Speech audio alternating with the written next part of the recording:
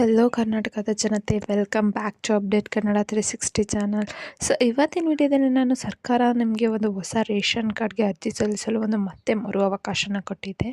So ಇದೆಲ್ಲ ನೋಡಿದ್ರೆ ಒಂದು ರಾಜ್ಯದ ಜನತೆಗೆ ಒಂದು ಗುಡ್ ನ್ಯೂಸೇ ಅನ್ಬೋದು. ಯಾಕಂದರೆ ಈಗ ರೀಸೆಂಟಾಗಿ ಸರ್ಕಾರ ಒಂದಷ್ಟು ರೇಷನ್ ಕಾರ್ಡನ್ನು ರದ್ದು ಮಾಡಿರೋದ್ರ ಲಿಸ್ಟ್ನ ಬಿಟ್ಟಿತ್ತು.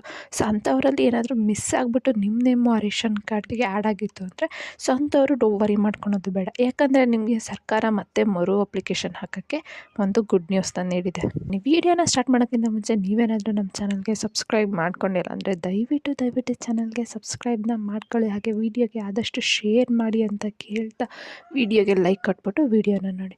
ಸೊ ಏನಪ್ಪ ಅಂದರೆ ಒಂದು ಅನ್ನಭಾಗ್ಯ ಯೋಜನೆ ಮತ್ತು ಹಾಗೂ ಗೃಹಲಕ್ಷ್ಮಿ ಯೋಜನೆ ಹಣ ಪಡ್ಕೋಬೇಕು ಅಂದರೆ ನೀವು ಪಡಿತರ ಚೀಟಿ ಪ್ರಮುಖವಾದ ದಾಖಲೆ ಆಗಿಬಿಟ್ಟಿದೆ. ಅಂದರೆ ರೇಷನ್ ಕಾರ್ಡು ಒಂದು ತುಂಬಾ ಇಂಪಾರ್ಟೆಂಟ್ ಆಗಿಬಿಟ್ಟಿದೆ ಈ ಕಾಲದಲ್ಲಿ. ಸೊ ಏನು ಒಂದು ರೇಷನ್ ಕಾರ್ಡು ದಿನಕ್ಕೆ ಪ್ರಾಮುಖ್ಯತೆಯನ್ನು ಪಡೆದುಕೊಳ್ತಾ ಇದೆ.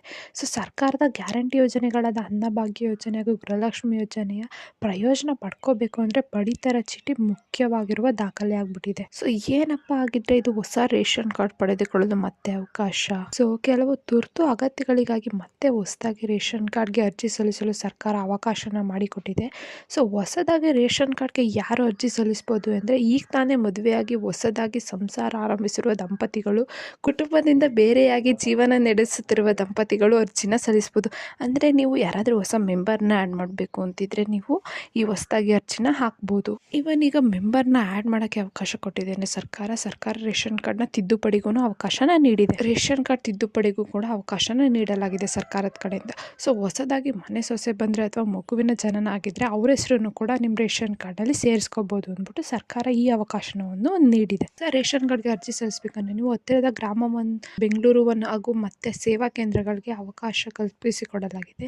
ಸೊ ಇನ್ನು ಯಾವಾಗ ಅರ್ಜಿ ಸಲ್ಲಿಸಬಹುದು ಅಂದರೆ ಈಗಾಗಲೇ 2 ದಿನಗಳ ಹಿಂದೆನೇ ಹೊಸದಾಗಿ ರೇಷನ್ ಕಾರ್ಡ್ಗೆ ಅರ್ಜಿ ತೆಗೆದುಕೊಳ್ಳುವ ಪ್ರಕ್ರಿಯೆಯನ್ನು ಸರ್ಕಾರದಿಂದ ಸ್ಟಾರ್ಟ್ ಮಾಡಿದ್ದು. ನೀವು ಆನ್ಲೈನ್ ಮೂಲಕನೂ ಅರ್ಜಿನ ಸಲ್ಲಿಸಬಹುದು. ಆದರೆ ಎಲ್ಲ ಸಮಯದಲ್ಲೂ ಆನ್ಲೈನ್ ಪೋರ್ಟಲ್ ತೆರೆಯೋದ್ರಿಂದ ಸರ್ವರ್ ಬಿಸಿ ಬರುತ್ತೆ.